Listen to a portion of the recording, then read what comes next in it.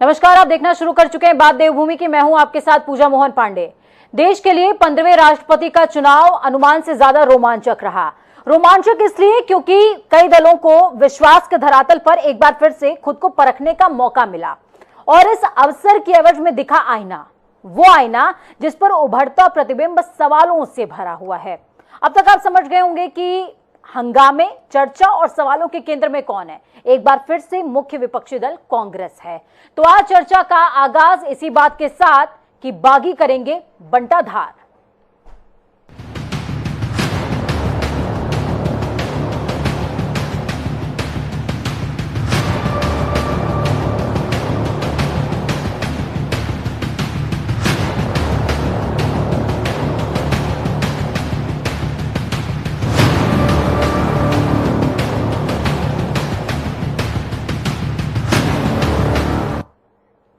अगर आपको कांग्रेस से दिक्कत है तो खुला बोलकर जाइए ना, लेकिन इस तरीके से संगठन को कमजोर मत कीजिए।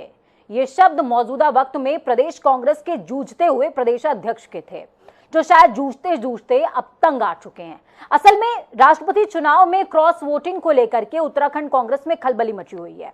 चुनाव परिणाम के बाद कांग्रेस में उस बागी की तलाश शुरू हो गई है जिसने एनडीए प्रत्याशी द्रौपदी मुर्मू के पक्ष में मतदान किया। पार्टी के नेता अब एक दूसरे को ही शक की निगाह से देख रहे हैं, तू चोर कि मैं चोर। प्रदेश अध्यक्ष करण माहरा ने नेता प्रतिपक्ष यशपाल आर्या से एक कमेटी बना करके मामले की जांच का अनुरोध किया। चर्चा शुरू करने से पहले सुनिए करण माहरा का ये बयान। देखिए, क्योंकि ये टेक्निकल चीज़ है, ये पता करना कि किस विधायक ने वोट दिया है नहीं दिया है, ये बहुत कठिन काम है और ये प्रशासनिक काम है। और क्योंकि सीएलपी लीडर होते हैं विधायकों के, वो इस कार्य को बहुत अच्छी तरह कर रहे हैं और उन्होंने वो कोशिश शुरू भी कर दी कि पता चले। मेरा तो आपके माध्यम से उस विधायक से यही कहना है कि अगर आपको पार्टी के संग कोई नाराज़ी थी या आप पार्टी का विरोधी करना चाहते हैं, जिस पार्टी ने आपको टिकट दे के यहाँ तक पहुँचाया है, तो आपको खुलकर बाहर आना चाहिए और कहना चाहिए मैं पार्टी छोड़ रहा हूँ।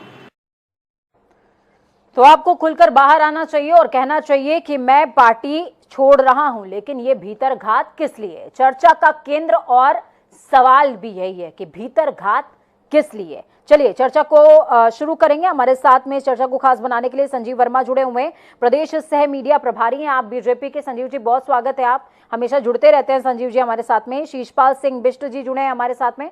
शीशपाल जी, बहुत स्वागत है आपका जनता टीवी पर। नीरज कोहली जी जुड़े हैं हमारे साथ, वरिष्ठ पत्रकार हैं, पहली बार जुड़े हैं नीरज कोहली जी। नीरज जी, बहुत बहुत स्वागत है। और क्षमा के साथ में आपका स्वागत कि इस चर्चा के आखिरी में या बीच में भी हो सकेगा तो आपकी आवश्यकता मुझे पड़ेगी, तो मैं आपसे दृष्टि भी लेना चाहूंगी और तमाम जनता को भी चाहूंगी कि आप दृष्टि दें कि आखिरकार कांग्रेस के लिए मौजूदा वक्त में क्या कुछ हालात चल रहे हैं। चलिए चर्चा को शुरू करते हैं। शीशपाल सिंह बिष्ट के पास मैं जाती हूँ। शीशपाल जी, हालात बद से बदतर हो चले हैं और हमें खुद अब दुख होता है कि बार बार चर्चा जब शुरू होती है और चर्चा जब खत्म होती है, एक हल पर निकलने की कोशिश हम करते हैं, एक समाधान निकालने की कोशिश करते हैं, लेकिन उस समाधान को धरातल पर उतारने का काम तो आपकी पार्टी करेगी ना, वो तो बाज ही नहीं आ रहे। देखिए पूजा जी, जहां तक राष्ट्रपति चुनाव में कांग्रेस के एक विधायक द्वारा जो है एनडीए की उम्मीदवार के पक्ष में मतदान करने का सवाल है, तो आपने इससे पहले जो विजुअल चलाया उसमें देखा कि आपने हमारे पार्टी के प्रदेश अध्यक्ष आदरणीय करण माहरा जी ने स्पष्ट तौर पर कहा कि जिस भी व्यक्ति को पार्टी के प्रति भितराघात करना है, पार्टी की पीठ पर छुरा घोंपना है, वो खुलकर सामने आए और कहे कि मेरा पार्टी की विचारधारा में विश्वास नहीं रहा, पार्टी के राष्ट्रीय अध्यक्ष आदरणीय सोनिया गांधी जी के जो है आदेशों की मैं पालन नहीं कर सकता, तो निश्चित है वो व्यक्ति स्वतंत्र है। हम जबरदस्ती नहीं चाहते कि वो पार्टी की विचारधारा को के साथ बंधा रहे या ढोए और पीठ पीछे भितराघात करता रहे और पार्टी की पीठ में छुरा भोगता रहे। निश्चित ही इस घटना से पार्टी के कार्यकर्ता हतोत्साहित हैं, पार्टी के अंदर एक आक्रोश है, क्योंकि आज पार्टी नवीन चुनौतियों से जूझने के लिए तैयार हो रही है। आगामी जो है लोकसभा के चुनाव और कई राज्यों में विधानसभा के चुनाव के लिए पार्टी अपने को नए रूप से जो है सांगठनिक रूप से नई चुनौतियों के लिए तैयार कर रही है। ऐसे में पार्टी के विधायक का इस प्रकार से भितराघात करना निश्चित हमारे लिए चिंताजनक है और हम बहुत गंभीर हैं इस विषय पर और पूरी पार्टी गंभीर है और हम निश्चित इसका पता लगा करके रहेंगे कि वो सूरवीर कौन है और निश्चित ही पार्टी उचित और कड़ी कार्रवाई करेगी। नई चुनौतियों से जूझ रही है और आपने बोला कि पार्टी नए स्वरूप पर काम कर रही है। कौन सा नया स्वरूप? ऐसा नया स्वरूप जिसमें कोई कार्यकर्ता ना हो, जिसमें कोई नेता ना हो? इस पर मैं जवाब आपसे लूंगी। चलिए संजीव जी का रुक कर लेती हूं मैं। संजीव जी, खुश तो बहुत होंगे आप। जी देखिए, देश ने, एनडीए ने, भारतीय जनता पार्टी ने जनजातीय बिल्कुल एक सामान्य महिला को राष्ट्रपति का एक सर्वोच्च पद से सुसज्जित किया। ऐसा केवल भारतीय जनता पार्टी में ही संभव है। It's happen only in Bharatiya Janata party, BJP. देश का राष्ट्रपति जनजाति से, देश का प्रधानमंत्री चाय बेचने वाला, प्रदेश का मुख्यमंत्री एक सामान्य सैनिक का बेटा, देश का होने वाले उपराष्ट्रपति एक सामान्य किसान परिवार से। यह परंपरा, यह उच्च आदर्श केवल और केवल भारतीय जनता पार्टी में ही संभव है। कांग्रेस पार्टी में जो भी व्यक्ति गांधी परिवार से संबंध रखता है वो सर्वोच्च पद का भागीदार बन सकता है। उसके अलावा कोई भी व्यक्ति, चाहे उसका कितना छोटा कि बड़े से बड़ा कैसा भी योगदान संजय जी, शायद आपने या तो सवाल नहीं समझा है या तो गोल घुमा दिया उसको। हालांकि आपके पक्ष का वो सवाल था। मैं नीरज कोहली जी का रुख करती हूँ। नीरज जी, जिस तरीके के मौजूदा हालात हैं, संजीव जी आपके पास आ रही हूँ, मैं वापस आ रही हूँ। आपकी आवाज में एक्चुअली कुछ प्रॉब्लम है तो टीम आपसे संपर्क कर रही है, प्लीज आप उनके साथ कोऑर्डिनेट करें थोड़ा सा। नीरज जी हमारे साथ में जुड़े हुए हैं। नीरज जी, जिस तरीके के हालात कांग्रेस में हैं, हर कोई एकला चलो की नीति में विश्वास रख रहा है। हरीश रावत को कई लोग टारगेट कर रहे हैं। वो साफ तौर पर कह रहे हैं कि हरदा जिस डाल पर बैठे हैं उस डाल को काट रहे हैं और भीतर घात के जनक बनते जा रहे हैं धीरे धीरे। वो कांग्रेस की स्थिति किसी से छुपी नहीं है और ये एक दिन में नहीं हुआ है ऐसा। लंबे अंतराल से हम देख रहे हैं कांग्रेस का डे बाय डे उत्तराखंड में ग्राफ गिरता जा रहा है। लगातार कांग्रेस पार्टी छोटे से छोटा और बड़े से बड़ा चुनाव हारती जा रही है और ये सिलसिला 2016 से चल रहा है। और बड़ा कारण यही है कि कांग्रेसियों में आपसी गुटबाजी, अंतर्ग्रह, मन मुटाव। और बात बड़ी, इससे मुख्य बात ये भी है कि हार दर हार के बाद भी कांग्रेसी सीखने के लिए तैयार नहीं। मतलब आज की दिन में उत्तराखंड में कांग्रेसी नेताओं की यह हालत हो गई है कि वर्चस्व की लड़ाई में उन्होंने पार्टी को भी हाशिए पे खड़ा कर दिया है। आप देखिए ना कि अभी आप ताजा विधानसभा का चुनाव हारे और उत्तराखंड के इतिहास में पहली बार ऐसा हुआ होगा किसी बाई इलेक्शन में, मतलब राष्ट्रीय दल कांग्रेस जो सत्ता में भी रहे और मुख्य विपक्षी दल है, उसके कैंडिडेट की जमानत जब्त हो गई हो। इतनी बुरी हार, तो ये शर्मनाक स्थिति है। और उसके बावजूद भी जो है चीजें रुक नहीं रही। राष्ट्रपति का चुनाव केंद्रीय हाईकमान के डायरेक्शंस पे, निर्देश पर, उनके जो चुनिंदा उम्मीदवार है राष्ट्रपति पद का, जो सर्वोच्च पद है, संवैधानिक पद है, उसके लिए हाईकमान डायरेक्शंस जारी करता है। और जहां जहां उनकी सरकारें होती हैं, जिन जिन राज्यों में, और वहां के विधायक, वहां के सांसद पार्टी के हाईकमान, आला कमान के आदेश अनुसार उनके पक्ष में वोटिंग करते हैं। यहां गिने चुने आपके विधायक हैं, 19 आपके एमएलए हैं, 19 में से भी 2 आपके एमएलए अलग अलग कारणों से वोटिंग नहीं करने आए और एक का वोट जो है वो अवैध घोषित हो गया। और एक वोट जो है, सबसे बड़ी बात, जो गंभीर मसला है, वो सत्तारूढ़ दल को आपके पार्टी के जो डायरेक्शन है उसका वायलेशन करते हुए, उल्लंघन करते हुए वो सत्तारूढ़ दल को चला गया, क्रॉस वोटिंग यानी कि। तो ये तो बहुत गंभीर मसला है और बहुत के निर्देशों के विपरीत आपने अपने कैंडिडेट की जगह किसी दूसरे कैंडिडेट को आपने वोट डाल दिया। और सबसे बड़ी बात यह है कि जिस काली भेड़ की बात या जयचंद की ये लोग बात कर रहे हैं, ये ऐसा ना हो कि वो जयचंद जो है कई और जयचंदों को भी साथ में अपने बना दे। अगर पार्टी जितनी जल्दी उसकी खोज कर लेती है, तलाश कर लेती है कि कौन सा एमएलए है, वो पार्टी के लिए मुझे लगता है कि ज्यादा बेहतर रहेगा। नहीं ऐसा ना हो, क्योंकि स्थितियां कांग्रेस में डे बाई डे खराब होती जा रही है। आपने देखा चुनाव हारने के बाद कांग्रेस के कई जो लीडर्स थे, कार्यकर्ता थे, वो आम आदमी पार्टी में शामिल हो गए। पार्टी जो है कांग्रेस ही छोड़ के जा रहे हैं। तो आप अपने कुनबे को संभाल नहीं रख पा रहे हैं, और ऐसा ना हो आपको बड़ा झटका लग जाए। तो ये और सबसे बड़ी बात नीरज जी यहाँ पर ये है कि सिलेक्शन बीजेपी का हो पार्टी ज्वाइन करने में, तब तो ठीक बात है। यहाँ तो आम आदमी पार्टी तक का सिलेक्शन कर रहे हैं, लेकिन उनको कांग्रेस से विश्वास खत्म हो गया है। सबसे बड़ी बात ये है। संजीव जी बार बार हाथ रेज कर रहे हैं। संजीव जी अपनी बात को आप पूरा कर लें जी। पूजा जी देखिए, मैंने कहा जिस समय राष्ट्रपति का चुनाव हो रहा था, तो हमारी राष्ट्रपति की जो उम्मीदवार एनडीए की हैं, उन्होंने एनडीए के साथ साथ तमाम विपक्ष से भी आग्रह किया था कि उनको वोट दें। और ऐसे समय पर अंतरात्मा की आवाज पर शायद किसी की आत्मा जागी और उन्होंने एनडीए की जो हमारी उम्मीदवार हैं उनको वोट किया। और बहुत अच्छी बात है, वो बधाई के पात्र भी हैं। और जिस तरह से बात रही कांग्रेस पार्टी में के द्वारा क्रॉस वोटिंग की, तो केवल उत्तराखंड में ही नहीं अभी तो पूरे देश भर में इस तरह के बहुत से मामले सामने आए हैं। लेकिन मैं बात करूंगा केवल उत्तराखंड की। और तो जिस तरह से उत्तराखंड में कांग्रेस पार्टी के अंदर जबरदस्त उथल पुथल का दौर है, जहां इनके प्रदेश अध्यक्ष बार बार एक कोई आदेश जारी करते हैं, बार बार अपने जो इनके बड़े नेता हैं उनको हिदायत देते हैं, उनको नसीहतें देते हैं, लेकिन वो उन सबको धत्ता बताते हुए और प्रदेश अध्यक्ष के ऊपर ही सवाल खड़े कर देते हैं, उन्हीं को नकारा बता देते हैं, उन्हीं को बोल देते हैं।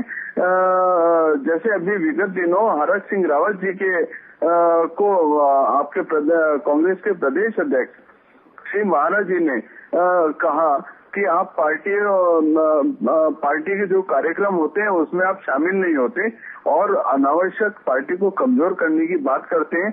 तो उन्होंने उनको उल्टा जवाब ये दिया कि आप तो 2 दिन यहाँ पर कोई मीटिंग करेंगे, उसके बाद गायब हो जाएंगे महीने भर के लिए।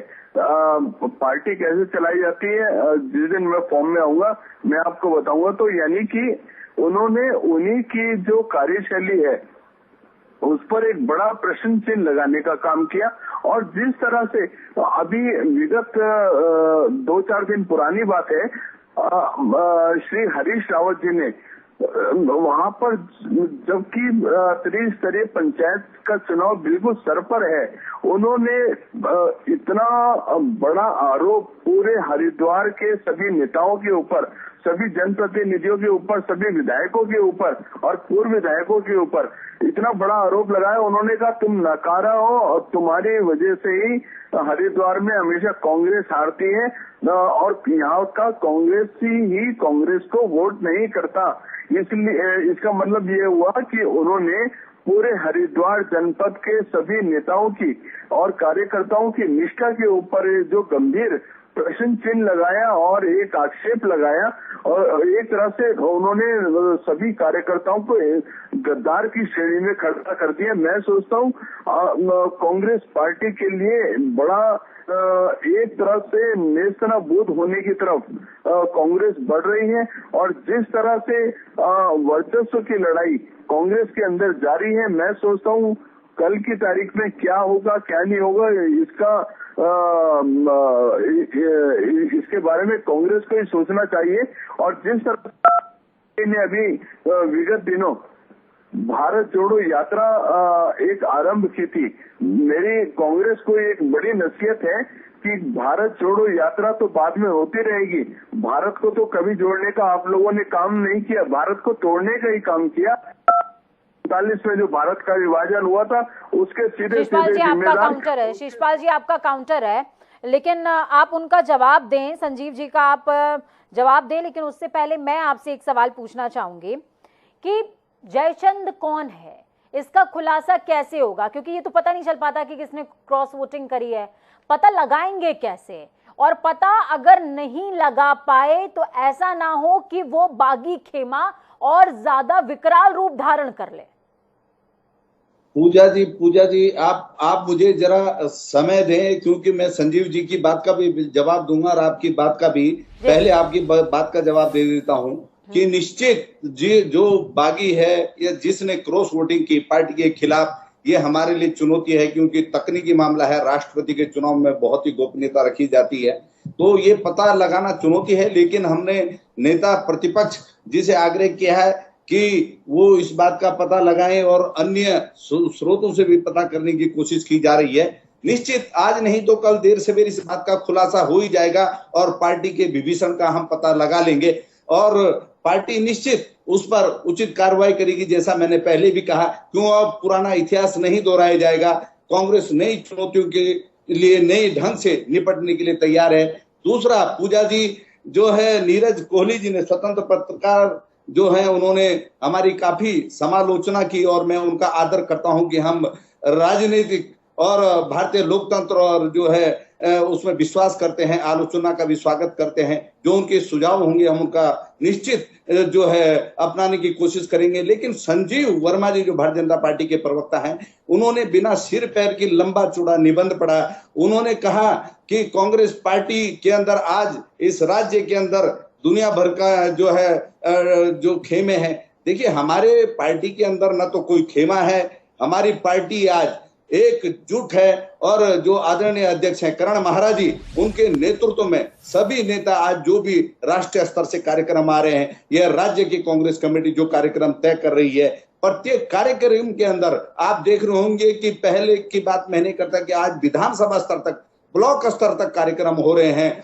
चाहे वो अग्निवीर के मामले में हो, चाहे महंगाई के मुद्दे में हो, चाहे ईडी की तानाशाही के खिलाफ हो, पार्टी ने जो है दमदार तरीके से सड़क पर उतर करके जो है प्रदर्शन किया है, आगे बढ़कर के कार्यक्रम प्रदर्शन किया और पार्टी के सभी नेता उसमें एकजुट रहे। जहां तक इन्होंने हरक सिंह रावत जी के कुछ बयानों को लेकर संदर्भित किया, तो हरक सिंह रावत जी का कोई भी बयान अभी तक मुझे नहीं लगता कि पार्टी के खिलाफ रहा। लेकिन एक बयान उन्होंने जरूर कहा था कि पार्टी संगठन जैसा काम करना चाहिए ऐसा राज्य में नहीं कर रहा। और उस पर प्रदेश अध्यक्ष जी ने कहा था कि आप घर बैठ करके इसकी बात ना करें, सड़क, अगर आप अनुभवी नेता हैं, आप अगर वरिष्ठ नेता हैं, निश्चित आपका अगर जनाधार है तो आप सड़क पर आए और आगे बढ़कर के अगर आपके कोई सुझाव है तो निश्चित हम उसको मानेंगे, उस पर काम करेंगे। बात कर रहे हैं और किस जनाधार की बात कर रहे हैं शिषपाल जी?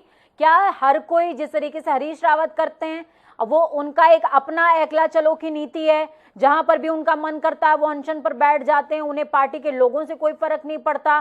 कोई उनको कालिदास कह रहा है, कोई कह रहा है कि जिस डाल पर बैठे हैं उस डाल को वो काट रहे हैं। कई बार हमारे साथ शिषपाल जी राजनीतिक विशेषज्ञ जुड़े हैं और उन्होंने हरीश रावत की कार्यशैली पर सवालिया निशान खड़े किए हैं कि इतना अनुभवी व्यक्ति इस तरीके की बातें कैसे कर सकता है, और वो अब पार्टी के विरुद्ध हवा बनाने का काम कर रहे हैं। क्या इस पर आपका जो नेतृत्व है वो संज्ञान नहीं लेना चाहता है, या फिर आप लोग नेतृत्व की सुनते ही नहीं है, आपके लिए उसकी कोई अहमियत ही नहीं है? देखिए पूजा जी, जहां तक आदरणीय हरीश रावत जी की आपने बात की, वो प्रदेश के बहुत ही वरिष्ठ नेता हैं। इस राज्य के अंदर हरीश रावत जी के कद से मुझे लगता है कि विपक्षी भी बहुत अच्छी तरह से वाकिफ होंगे। और जहां तक आपने कहा कि वह मन मुताबिक कहीं भी धरना दे देते हैं, कहीं भी कुछ कार्यक्रम दे देते हैं, तो देखिए हरीश रावत जी का अपना एक जनाधार है। आप उनके साथ उन कार्यक्रमों में जो भी शामिल होते हैं, पार्टी के कार्यकर्ता और पदाधिकारी होते हैं, निश्चित अगर उनको कहीं पर लगता है कि राज्य सरकार कुछ युवाओं के विरोध में कुछ जो है विकास विरोधी कार्य कर रही है, अगर वो महिला विरोधी कार्य कर रही है, अगर इस प्रकार की जिस लाइन पर राज्य सरकार को चलना चाहिए।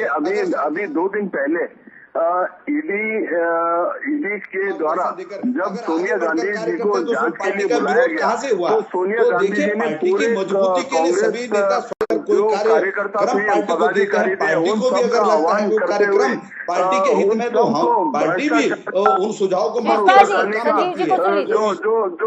जो आदेश और संदेश दिया, मैं सोचता हूँ लोकतंत्र के लिए बहुत बड़े खतरे की बात है और बहुत शर्म आनी चाहिए कांग्रेस पार्टी को, जो इनकी अध्यक्षा के द्वारा तमाम कांग्रेसियों को एक अराजकता के लिए मजबूर किया गया।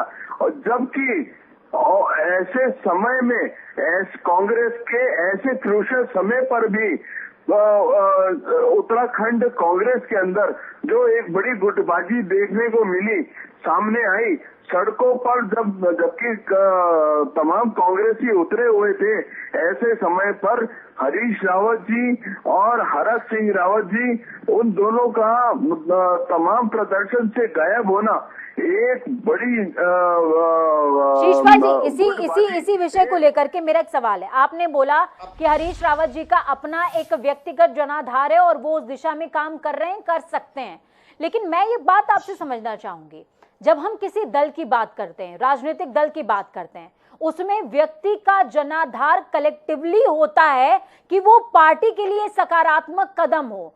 ऐसा नहीं होना चाहिए कि वो पार्टी को ही काटने का काम कर दे, बाकी जो और नेता हैं उनमें दूरी बढ़ाने का काम कर दे। ऐसा नहीं होना चाहिए कि पार्टी का डेप्रिसिएशन स्टार्ट हो जाए। उनका अनुभव किस काम का, जब पार्टी उन्नति की तरफ अग्रसर नहीं हो रही है। तो देखिए पूजा जी, हरीश रावत जी का कोई भी अभी तक ऐसा मेरे ख्याल में कदम इस राज्य के अंदर पार्टी के विरोध में नहीं उठा, और उनका एक इतिहास है कि पार्टी जब भी कभी विपरीत परिस्थितियां आई हो तो वो एकमात्र नेता रहे हैं जिन्होंने पार्टी को संभालने का काम। जब आप देखेंगे इस राज्य के गठन के समय, आपको पता होगा कि केवल 2 विधायक भारतीय कांग्रेस पार्टी के राज्य की विधानसभा में थे। उन 2 विधायकों से लेकर के और प्रदेश की सत्ता में आसीन होने का काम हरीश रावत जी के नेतृत्व में पार्टी ने किया। तो वो इस राज्य के अंदर उनका एक जनाधार है, उनका एक स्वीकार्यता इस राज्य के अंदर है। एक मिनट में संजीव जी को सुन लेती हूँ। संजीव जी बहुत देर से कुछ कह रहे हैं, संजीव जी को। जी, प्रदेश अध्यक्ष को वो कुछ नहीं समझते हैं, और जिस तरह से वो अपने केंद्रीय नेतृत्व के ऊपर भी एक हैं, मैं सोचता हूँ कांग्रेस पार्टी के अंदर ये जो इस समय वर्चस्व का जो लड़ाई चल रही है, वो एक इतने घातक मोड़ पर पहुंच गई है, वो जो एक बड़े कांग्रेस में बड़े विखंडन की ओर आगे बढ़ रही है। और मैं सोचता हूँ आने वाले समय में कांग्रेस एक बड़े टूट के साथ कुछ अलग मोर्चों में बढ़ जाए, तो इसमें कोई ऐसा विस्मयकारी नहीं होगा। नीरज जी मैं आपके पास आऊंगी। संजीव जी साफ तौर पर कह रहे हैं कि कांग्रेस जिस परिस्थिति में पहुंच गई है, ये कांग्रेस के विघटन का इशारा है। हालांकि बीजेपी के लिए ये सुखद समाचार है, क्योंकि बीजेपी का तो एजेंडा ही यही है कि विपक्ष का हम नामो निशान मिटा दें और विकल्पहीन हो जाएं। विकल्पहीन संकल्प की बात बीजेपी करती है, लेकिन वो ये नहीं समझ पाए कि विकल्पहीन संकल्प के साथ में उन्नति नहीं हो सकती, सकारात्मक उन्नति नहीं हो सकती। आपका क्या कहना है नीरज जी? और मैं आपसे ये भी समझना चाहूंगी कि कांग्रेस को आखिरकार किस दिशा में काम करना चाहिए कि आखिरकार ये जयचंद भी पकड़ाए और साथ में ऐसे जयचंद पैदा भी ना हो। देखिए, पहले तो एक बात कांग्रेस को ये समझनी होगी कि कांग्रेस इस समय कैसी स्थिति में है, ये कांग्रेस से ज्यादा कोई नहीं जानता। बिल्कुल। दूसरी बात यह है कि जिस जयचंद की बार बार बात हो रही है, कांग्रेस निश्चित ही ये बात जरूर है कि ये तकनीकी दृष्टि से इस बात को पुष्ट करना बहुत मुश्किल काम है कि किसने क्रॉस वोटिंग की होगी, लेकिन मैं समझता हूं कि जब मीडिया के कानों तक काफी कुछ पहुंच गया है, तो जो कांग्रेस के लीडर्स हैं उनके पास भी बहुत काफी हद तक इस बात की इंफॉर्मेशन पहुंच गई होगी कि किस विधायक ने क्रॉस वोटिंग की है। सिर्फ ये है कि सार्वजनिक खुलासा करना है, और मुझे लगता है कांग्रेस बहुत जल्दी करेगी इस बात को। और ये कांग्रेस के लिए फायदे की बात है कि जितनी जल्दी इस बात का खुलासा हो जाए, कहीं ऐसा ना हो कि वो जयचंद पार्टी में रहते हुए ही अपना एक कोई गिरोह बना ले। क्योंकि आप इस बात को भी देखिए कि बीजेपी बहुत सशक्त पार्टी है, और जब आप कमजोर हो तो वो सेंध लगाने के लिए पूरी तरह से तैयार बैठे हुए हैं, आपको चोट मारने के लिए पूरी तरह से तैयार बैठे हुए हैं। आप अपना कुनबा नहीं संभाल पा रहे हैं, तो आपके जो विरोधी हैं उनकी निगाह है आपके ऊपर। तो आप जितनी जल्दी इस प्रकरण को आप निपटा लोगे, वो आपके लिए लाभ की स्थिति है। और दूसरी बात यह है कि कांग्रेस का